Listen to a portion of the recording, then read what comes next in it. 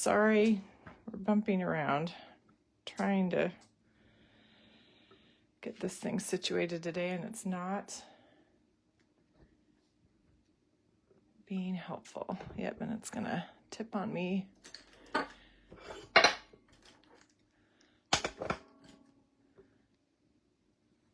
see, that might work. Okay. Sorry. We'll see if it tips over as we're going. That'll be the real test, right?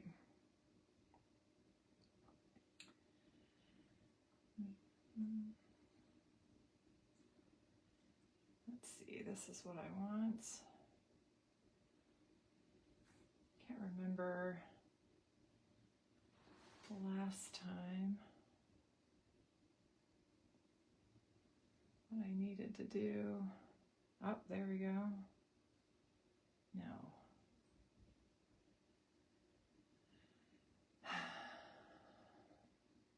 Trying to remember how to see the comments on my iPad.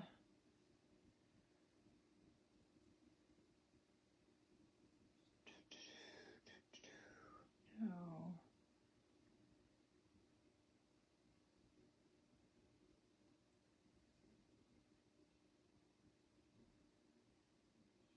Maybe it was this. I hope everyone is doing well.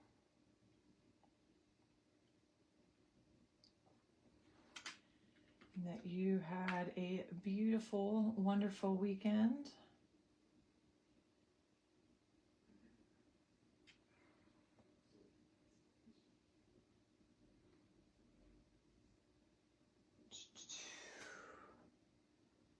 All right, let's see. Oh, there we go. Okay. So, I'm not sure that anybody's here yet, and that's okay. 11, 12, 1, 2. I'm double checking I'm on the right time. And it is. So, and that's fine. We can still go ahead and get this recorded, and you guys can come back and watch this later. This is the autumn pumpkins, or autumn. And I need to turn the volume off, not up. Sorry. All right. So I've done this in one of our coloring, used this stamp set in one of our coloring tutorials before. It is the one that has kind of the wagon and pumpkins and all these individual guys within your little phrases. And what I did when we colored these last time is went through all these different options for coloring pumpkins. And so we looked at some kind of more traditional orange pumpkins, and then we looked at some kind of more non-traditional colors that you would see with the squash and pumpkins around this time of year. Some of the fun ones that you see in the store and that people make beautiful fall arrangements with. So I thought it'd be fun to come revisit, in particular, some of those traditional fall ones, but put it in the wagon and maybe color it no lines. So I have used the Kraftin Kimmie hybrid ink, and this one is Precious Pink. It's actually one of my favorite ones for no line coloring, no matter what I'm coloring up. But this is a perfect color for no line coloring. The one thing that I love about, this is going to be a ridiculous reason, but one of the things I like about no line coloring is the fact that even if I stamp a little wonky and things don't come out super clear, it doesn't really matter because those lines are going to disappear once I color anyway. But my stamping inability, which I would say my version of stamping is more of an inability, does not come into play as much. And one of the things I often do is I will keep a black line version of the image near my shoulder, kind of off to the side, so that if I lose track of where things are, because pretty quickly, especially with these darker colors, and the fact that I'm using something that has red in it, those pink lines are gonna like kind of almost disappear pretty quickly. So it's nice to have this beside me. Now, that being said, no one else is going to have that image beside them. So if you send this in a card or something, they're not necessarily going to be like, oh my gosh, you did this wrong. There's one more section on this pumpkin and you missed it, or the stem's in the wrong place and you did it wrong. They have no way of knowing that. They won't have a sense of where that stops or finishes. So you get to kind of play with it and just enjoy the coloring process. So the colors I'm going to use on the pumpkins today are a series of yellow reds, or those YRs in my Copics, and I've got a YR 121418. This is a pretty kind of classic combination for your oranges, and it works really well. Because I'm doing no line coloring, I tend to, no matter what group of colors I'm using, I tend to go dark to light. And the reason being, it helps me set down those edges and not losing them. So I am going to start with my YR18. And what I'm going to do is I'm going to do kind of almost like every other pumpkin, so they're not touching and they're not running into each other. So I'm going to say these little pumpkins they're outdoors because they're sitting in this wagon. And so they're just being lit from straight above. So the brightest lights are going to hit all the way around that top edge. And each of these little sections gets kind of shaded on its own because they're each kind of rounded, right? And I want to show that. So, and I'm not outlining. That's not the goal I'm just creating that edge where it rounds over and gets darker. And what tends to happen with mine is things start to get bigger because it's hard to stay, because you're literally coloring right on top of that line. And starting when you're kind of working up and around these images with no line, sometimes it looks a little messy. You can't see the image as well. You can get lost in no line coloring pretty easy. And if you're intimidated by it, I mean, pull out the black line image of this and just color along with that. There's no reason you have to do no line coloring. It will work the same colors.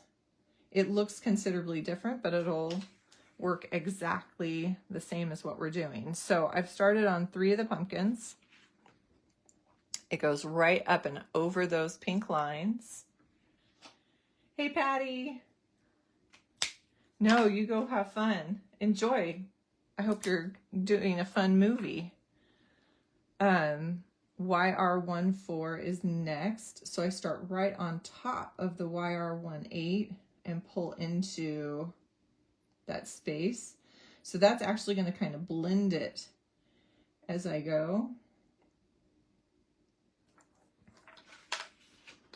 My hand doesn't want to bend around and contort this morning, so you're going to get a lot of twisting and turning of my paper.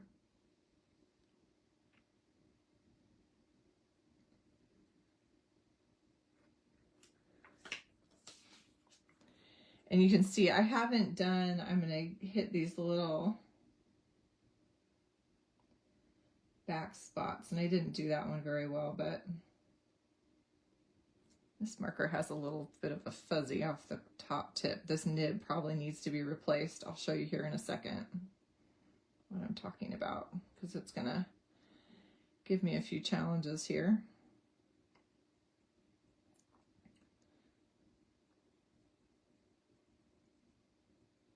And part of why I turn is if I keep going with my right hand up the right side of that curve, I suddenly lose. I can't see what I'm coloring, but by twisting the paper, it's out in front of me, and so I can see what I'm coloring. Does that make sense? My hand's not in the way.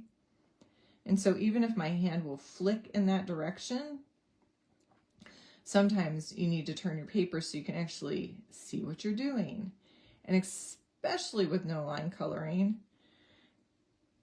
it's even more imperative, I guess, to me, because you don't have that black line that you can kind of fudge with. So, okay.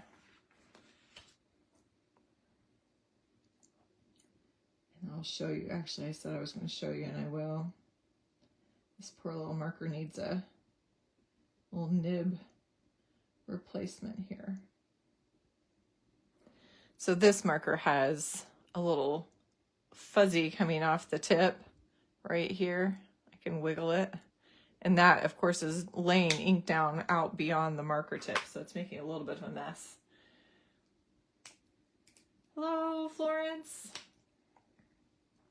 All right. YR12 is the last, and that's going to fill out the top of our little pumpkins. And at this point, this is where I can decide, do I need to do more blending, or did it blend enough? Did I lose some edges? And we'll kind of, once we get through all of these, we'll take a look at that and see, did we lose anything? And do we need to go back? I'm particularly, I slow down as I hit the outer edges of things. You can fudge these internal lines, but these outer edges are harder, that if you start getting wider and wider, you really change the look of an object. So I definitely slow down as I approach those outer edges of objects.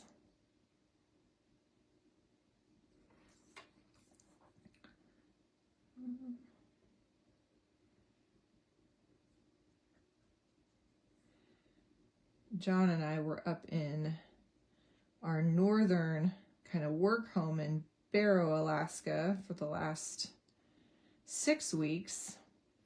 So we missed literally the fall change of leaves, like in its entirety. They had not changed when we left to go up to Barrow, here down in Palmer, Alaska. And we got back and they not only had changed, but they had dropped. We have no leaves. So anyway, so here's our first little group.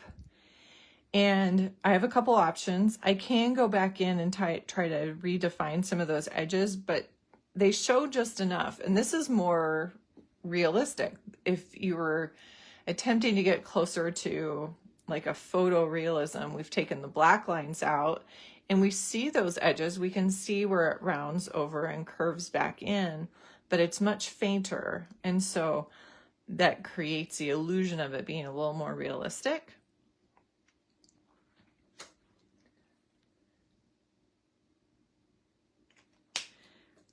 All right. So now we've got these 4 left. These 2 kind of bump into each other, but because this back one has that dark near the bottom, this guy up top, I can probably do these at the same time because we're going to have dark hitting up against the lighter part of this front guy. So I think I can do those 3 at once. I will tell you, I think it's this one. Some of you might have some marker lids that look different than mine. That's okay. Like on mine, the YR14 looks darker than the YR18. Ignore that. I know they've adjusted some of those along the way. So we're going back to the YR18. It's the same color, I promise. Patty, I assume you're commenting on the marker tip. Do you hate when that happens? Me too. All right, so we're gonna go in. This guy is sitting behind these other ones, and so it is gonna be darker. And I can even, I'll show you in a second here, we can even add a little more oomph to that if we want.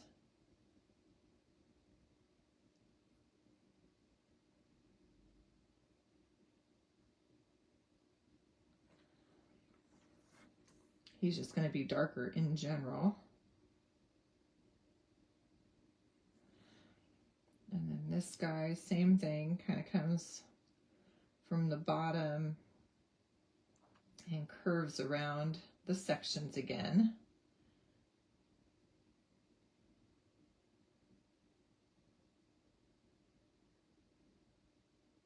And this is where I have to be really careful because it's supposed to be slipping behind the other pumpkin and I'm losing that shape just a little bit.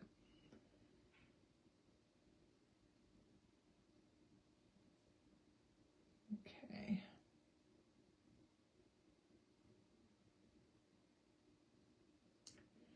The beauty of it, again, is no one has really seen these before. If I send this to a friend, they have no idea that this one isn't quite as small as what I've ended up making it. Haha. Okay. So we'll see. This one might get simplified a bit because it's so small, or it's getting on the small side. We'll switch to our YR14.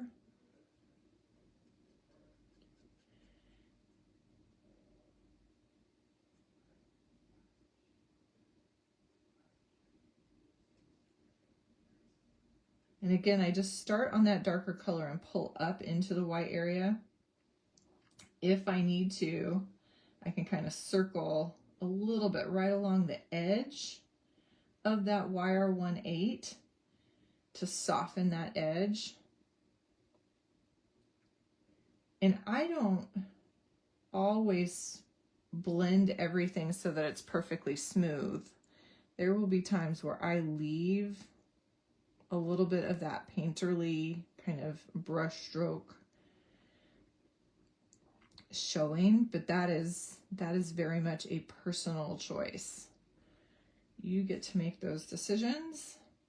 You get to take that artistic license that each of you have because you have picked up markers and are coloring or painting with your paints.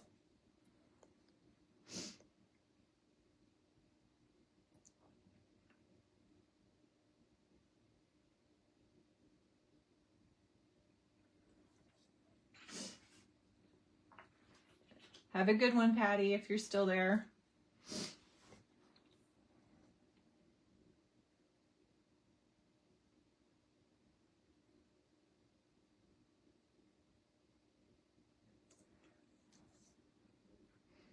All right.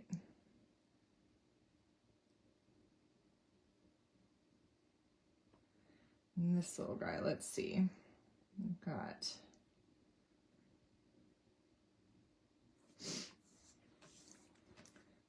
he's so tiny.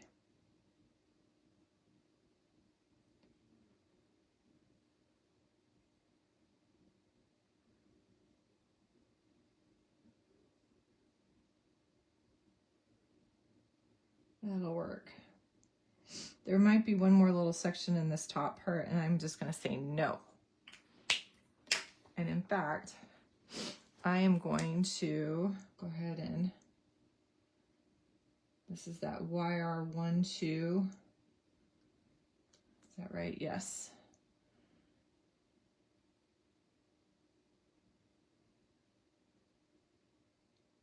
And I can redefine that here in just a second. I like the last color when I'm no line coloring like this, the lightest color, because you're really just going back in and you're filling in the white usually. Not always, sometimes you leave white highlights, but you're coming in and you're pushing into the color. To me, that last step is the easiest of all of them, because you kind of blend back into the coloring that you've done.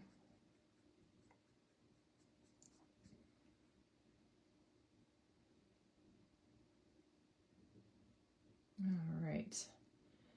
So now I stop, I pause, I look at my little group of pumpkins and I say, okay, are there places where I can't see where one pumpkin stops and the other starts, or where I've lost things?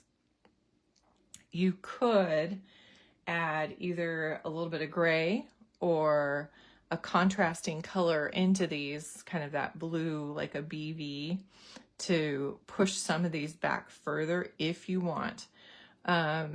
Or you can leave it as it is. I feel like because I use that darker, the YR18 quite a bit, and really darkened up the base of these two that are sitting behind the others, that it worked pretty well.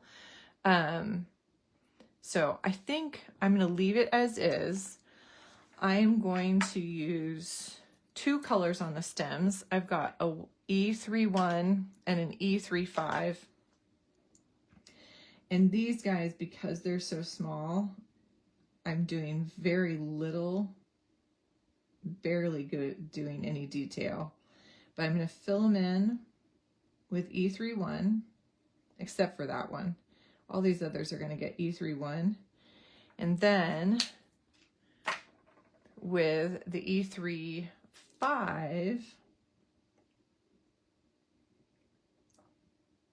I'm going to come in and do like 2 or 3 little flicks from the base up.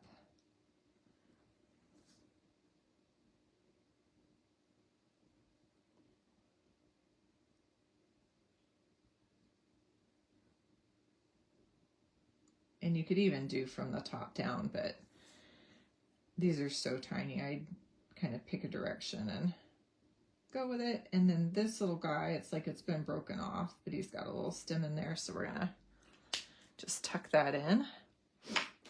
Okay, pumpkins, check. Wagon is next.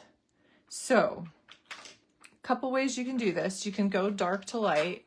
I'm gonna kind of go back and forth a little bit. I've got 3 colors. It's the 2 I just used on my stems. I'm going to do E31, the E35, and then I've got an E27. And I'm going to say we might need the E25 instead. So one of these, probably the E25 now that I think of it, but I could start with my E31 and kind of color the whole wagon. But if you want to show the slats that it's kind of this wood wagon, I am going to do something I just basically told you not to do. I am going to reinforce those slats. I don't want to do it with black, and I'm not going to do it with my darkest color. I'm going to go in with my mid-tone first to give me those edges. I don't necessarily need to do it on the external ones, but what I'm going to do is I'm going to go through and hit where those boards meet up. I do not need to have it perfectly like thickness wise even, and you'll see why here in a couple minutes. But we're gonna get those internal lines kind of mapped, including where the top and bottom braces go across. And that's going to help us as we color the rest of it. And the wheels, as cute as the wheel is, it adds a little bit of a headache in the coloring process, but there you go. It's on there. That's my own fault since I'm the one who designed the stamp, right? Okay. So we've got this, just this internal piece mapped out so we don't use it. So with wood, even though this is no line coloring, this is typically the steps I would take for coloring wood. I'm going to go in with my base color and color the whole thing. So I am going to do the top, the bottom. I'm not going to do the wheel. That has its own set of issues, right? And we can do the, I'm thinking I might even do the wheel as more that it's like a painted color versus the wood of the wagon. To me, that might be easier, and I'm not going to do a whole lot of trying to create form and volume there.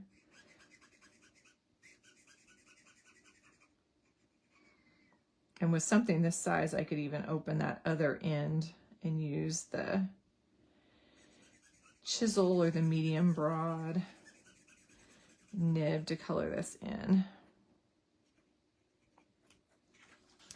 Now you're going to notice, because of the way I'm coloring right over the top, that those lines are getting kind of smushy and soft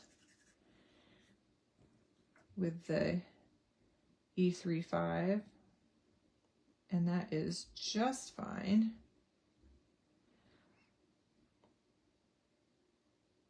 Slow down, Michelle. Okay. But again, I'm on that outer edge, so I need to slow down a little bit. And then these internal. And I can clean that up if I use a darker color on the wheel. I can come back in and redefine those spokes, but obviously I'm going to do my best to keep it pretty clear right now so that I don't lose pieces of the wagon and I can still see all those pieces. Okay.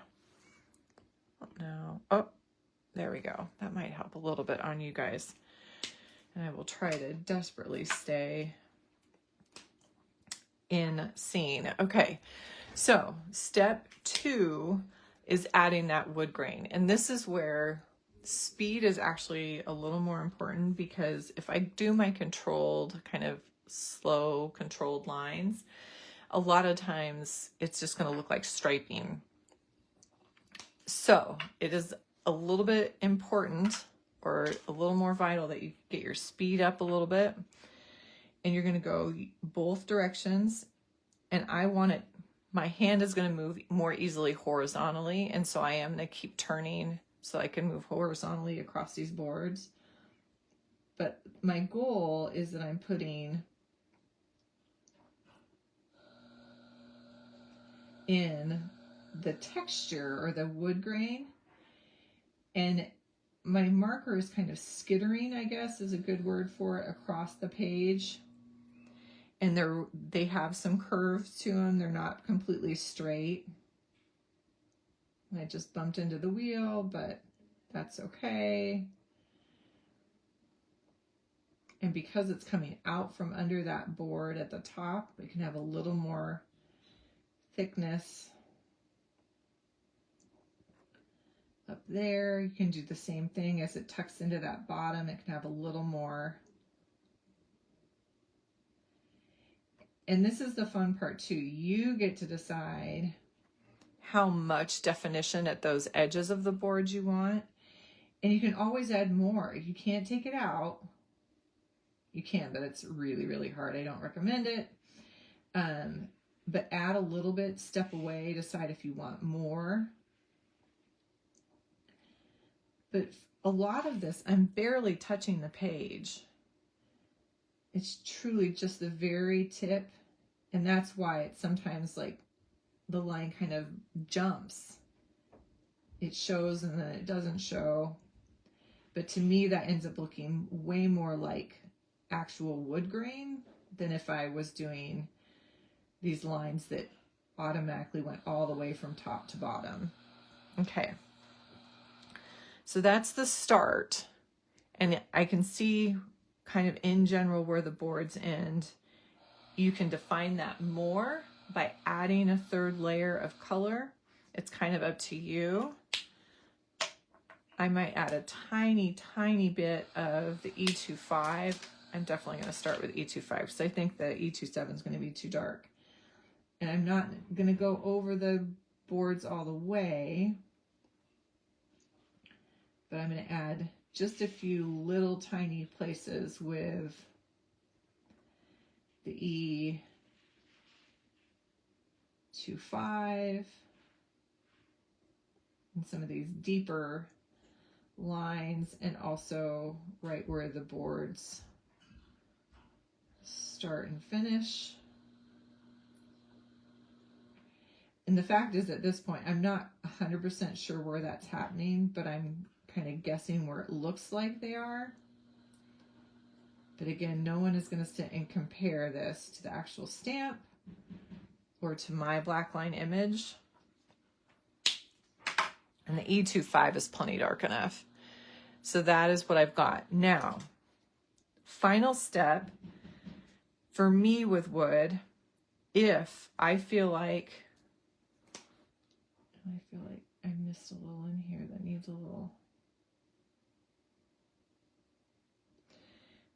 If I feel like when I step back at this point that I've got striping happening versus a wood grain happening, you can do one final step. And I tell people to do this very cautiously. You can go back to your lightest color, which for me was the E31, and do a wash over it. This is not scrubbing, it is not blending, it is just a wash, meaning you color once over and you're done. So I will do it on this side and then I'll stop. So it's a single layer of color. So right up to here, there's been a wash, and then this has not. The difference is a softening of lines. That E35, can you see how it's still pretty clear on this half? And then when you hit here, they get fuzzy. And the E25 as well, it softened those, it lightened them. So that's kind of the comparison point. You can add that. It also gets a little bit darker because I've added one layer more of ink. Because of that, I'm going to go ahead and put the wash across the whole thing because I do want it to be consistent. Okay, these two boards, the top edge with the handle and the bottom edge, are going the opposite direction. They're sitting perpendicular to those slats on the wagon. Whether you could actually make a wagon that looked like that, I have no idea. Not construction. But we need to change our coloring to accommodate that. So back to my E35, I am going to do some long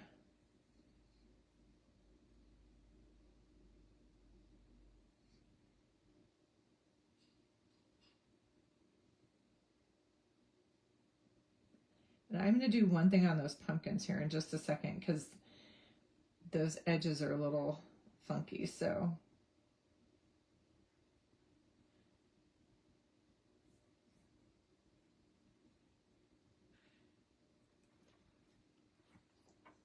let's go ahead and do this bottom one as well. Again, this is going to be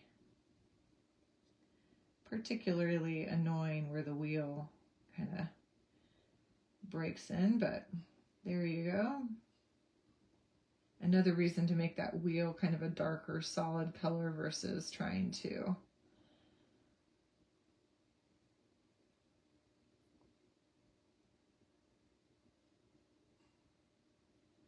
and I'm going up into those slats to kind of define this edge a little bit more.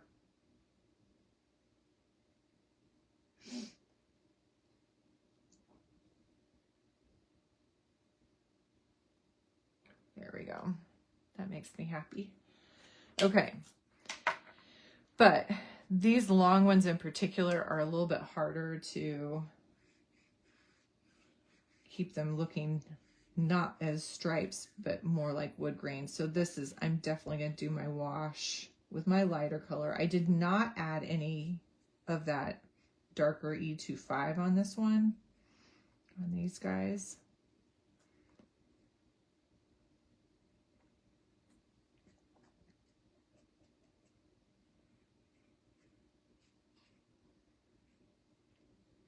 All right, but I'm pretty happy with that. I am going to go in. This is an N3. I'm going to come in where there's some cast shadows probably.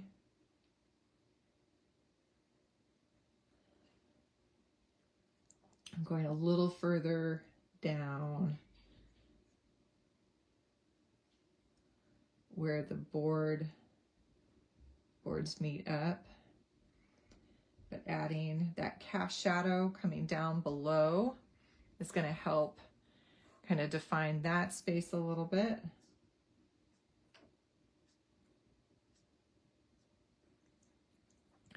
And then depending on, the board actually did help sit those pumpkins kind of inside the wagon. You could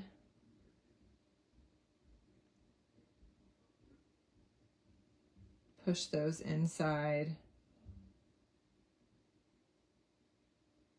by cleaning up that edge a little bit and coming up those pumpkins just a hair.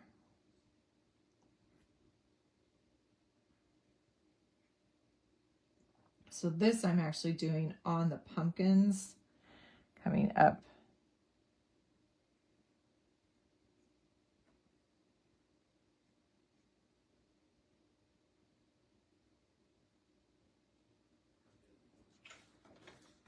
And that kind of drops them inside the bucket.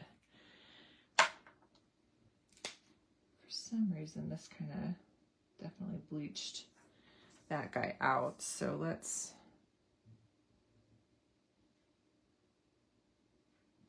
this is where you could go back and forth all day long. So you have to kind of give yourself some stopping points and just step away. All right. Promise this is the last one, and I keep jumping back and forth in between. There we go. Okay.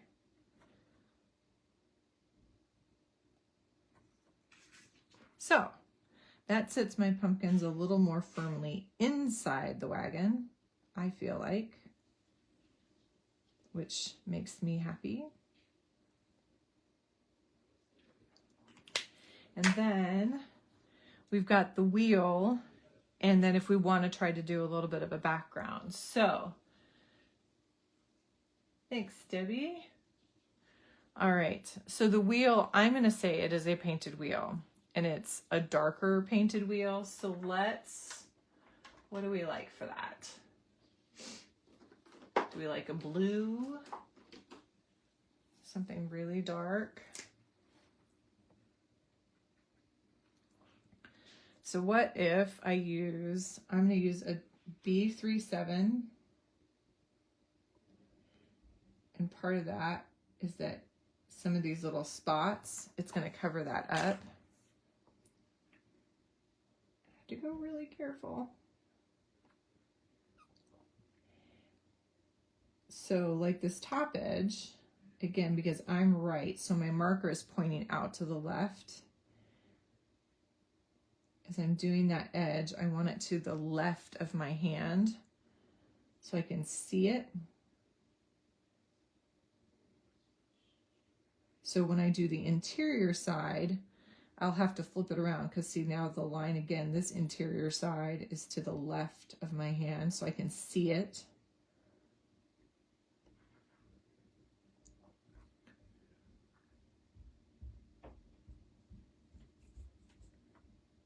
I just work my way around.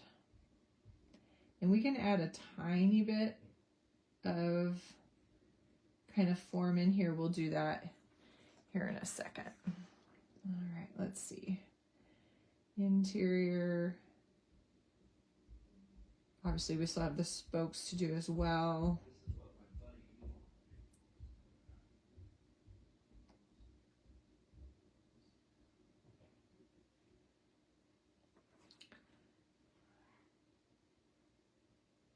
And again, I give myself the grace to know that, and see I made the mistake of trying to do that interior line and that wheel just got thicker. Oh well. But going slow is just fine. There we go. Then we've got the interior little piece, little cap.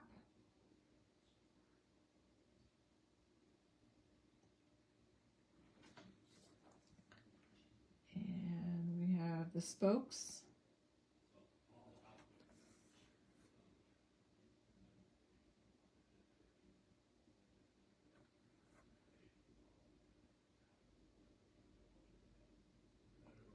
And on the little spokes, what I'm trying to do Let's kind of keep even pressure and just go straight along it. And that way it doesn't get thick and thin. It just stays consistent and goes straight from one side out to the other. And so even if it's not exactly on those lines, it looks like a straight little piece of wood. There we go. Okay, so it's definitely not perfect. I will absolutely fess up to that. Let's see, but I could, is this gonna be enough or not? This is a B99. And I'm gonna come along and see it barely shows.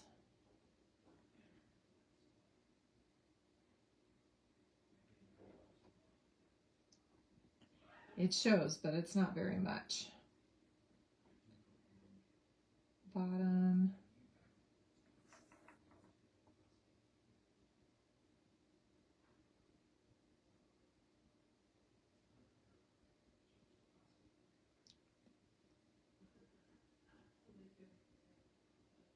So I did the bottom edge and then the bottom edge of this top part.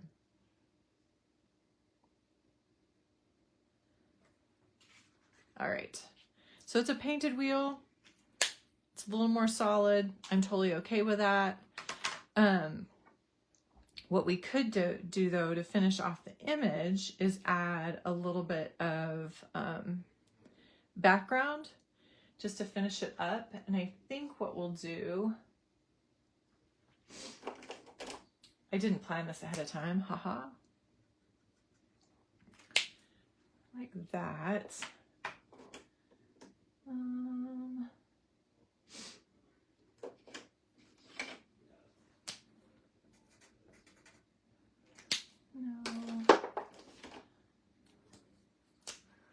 I kind of want to stick with the kind of muted fall colors a little bit. So I think what we'll do is I am going to put some grass down, but I want it's not that bright yellow grass that we see in the spring and summer, and it's not brown yet, although we could put some. There we go. Let's do that. We'll put a few scattered.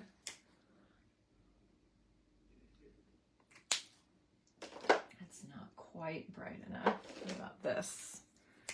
I'm playing over the side. I'll pull this over so you can see what I'm... I like that better. Okay. What about this?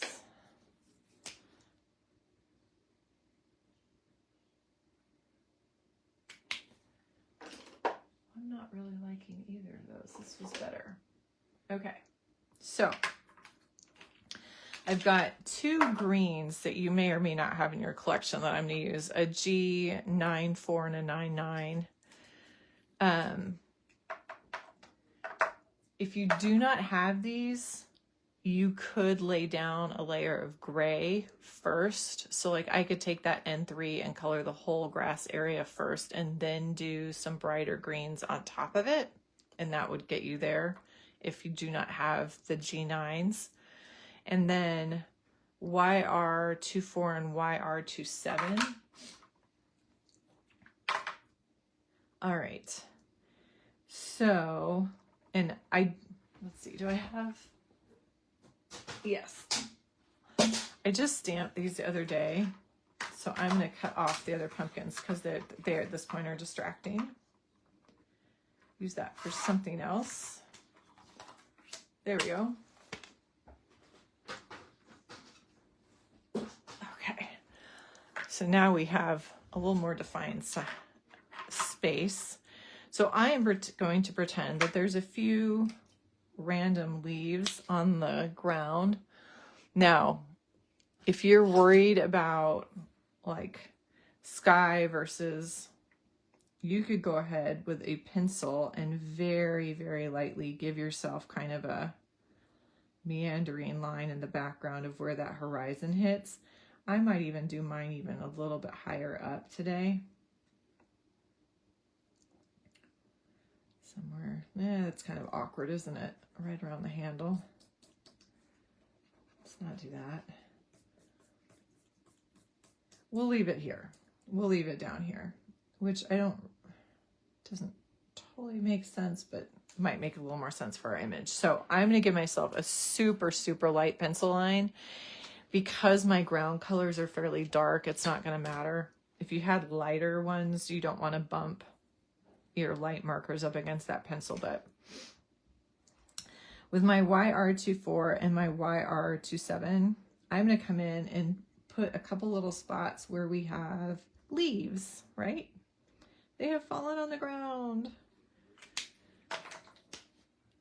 So we've got these little random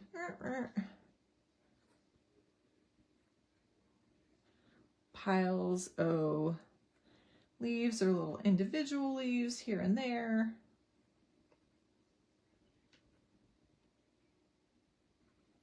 Okay, so those are truly just these little tiny, and then with my lighter GR94, and in fact, I am gonna go ahead and break out the medium broad, and I'm just going up and down. I'm going to create kind of some horizontal stripes, being careful as I bump up against my wagon. And again, the wheel is going to be the bane of my existence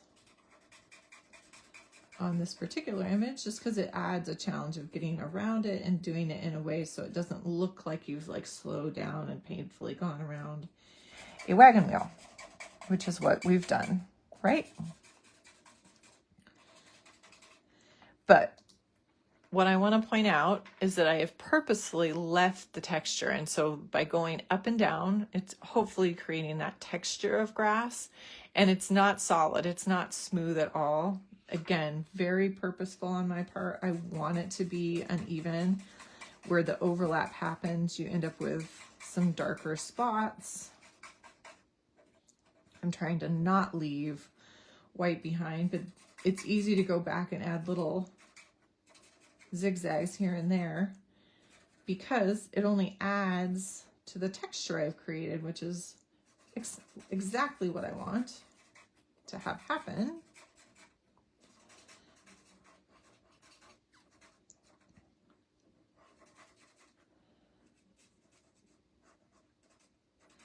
Now, around the wheel, obviously we can't do as much texture, but I'll come back in and create some depth so that we have that shadow coming down below the wagon. So I'm not as concerned right now with this first layer of color because I know I'm going to come back in with some more. So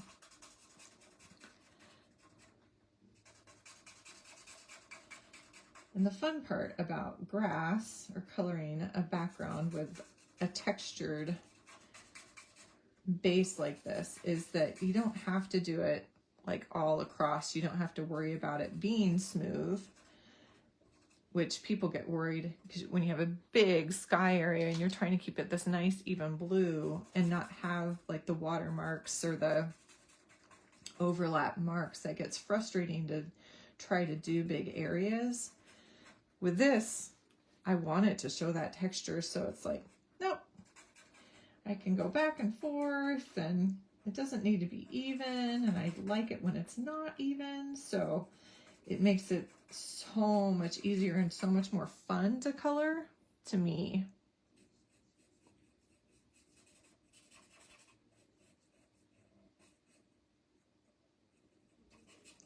Okay, so there's my base.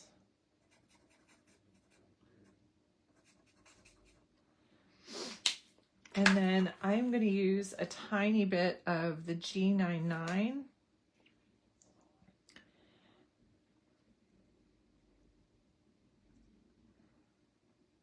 And this time I am going to use the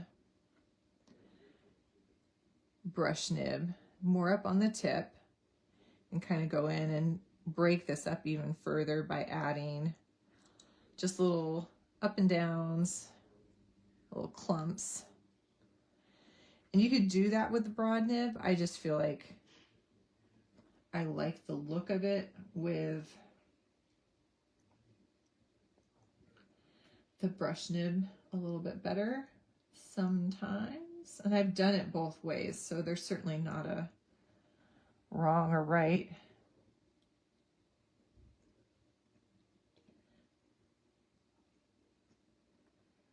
And I'm trying to not do big long stripes. I'm trying to do little clumps here and there that are random, not necessarily lining up with one. Some of them coming kind of peeking out from behind the back of the wagon, so the wagon doesn't look like it's kind of this little standalone.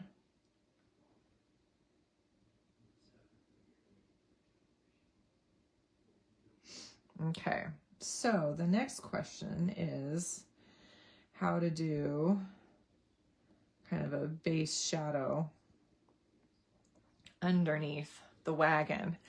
So for this, I'm going to test this out first. That's not going to be dark enough.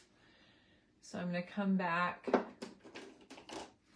So what I'm looking for is, if I'm going to use gray, I don't want it to push the color. Now I could use a blue violet, would totally work in this case. In fact, let's see. I don't think, my guess is I need to use the 2-3, but because I tested these colors off to the side, I can use the same card. Okay, so this is a BV25. So we know we're going to have kind of where that wheel touches down, we're going to have a little bit of a shadow. And then we're also going to have the shadow from the base of the wagon, but it's not touching the ground, right? It's up here in the air where it's being held. So it's going to get dark underneath the wagon, but there's going to be a gap between the shadow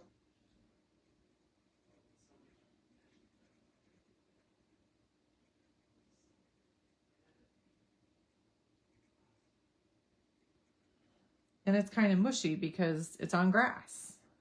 The shadow is, it's not this nice clean edge thing. So, but there's a gap between the cast shadow and the wagon itself. It doesn't touch up to the base of there because it's not connected to the ground. So there's that gap in between, but it also shows how it sits away from that, if that makes sense.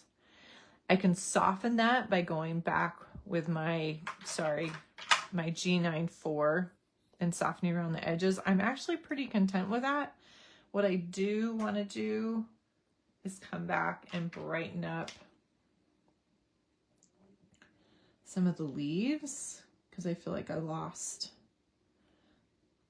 a little bit of that. And they're kind of sitting on top of the grass, right?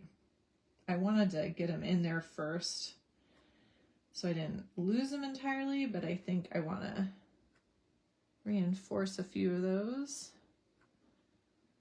because they're sitting on the grass.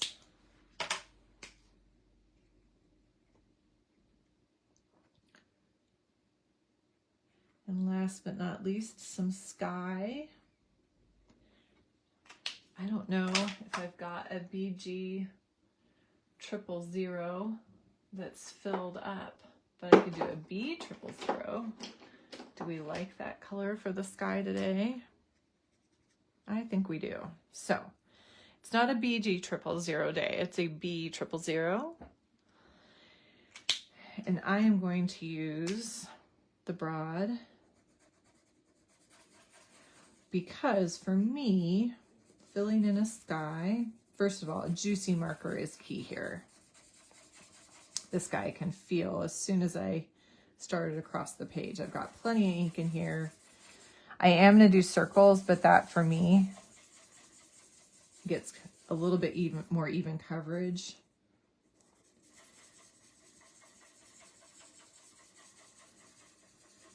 And I might come back and trim this down a little bit more, but I'm not going all the way to the edge of the paper. That is purposeful. Most papers, this is the Express It blending card, has a core to the paper that if I go up and over that edge and color right onto the edge, sometimes it can suck ink into that core. And so it makes this funny watermark. But I want to be efficient and kind of keep moving. I can slow down as I come right up to my image, especially the pumpkins and stuff. But I don't want to, that did do that, didn't it? So this is a super juicy, and it is pulling a little onto my image. So I'm trying to be really cautious. But I think for the most part we did okay. And you could leave clouds. I didn't want to stop and do that today, but there we go. A fun fall image. What I will do, because I do this for you guys, is I will write out all these colors I used. I will take a photo of this. Beside it will be my sticky note or something of the colors I used on this little image. You can do this on the image stamped with that precious pink or wicked black, either one.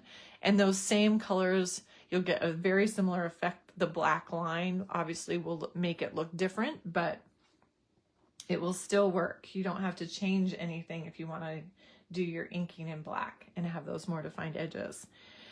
Thank you, as always, everybody, for joining in some coloring fun. If you're coming back and have questions, if you will put my name in there just so that it tags me and I will pull it up. I try to always come back and look for questions later, but if you don't get a response from me, sometimes I am not online as much as I used to be. So make sure to tag me in that, and that way I will know that there is something I need to answer and can help you with.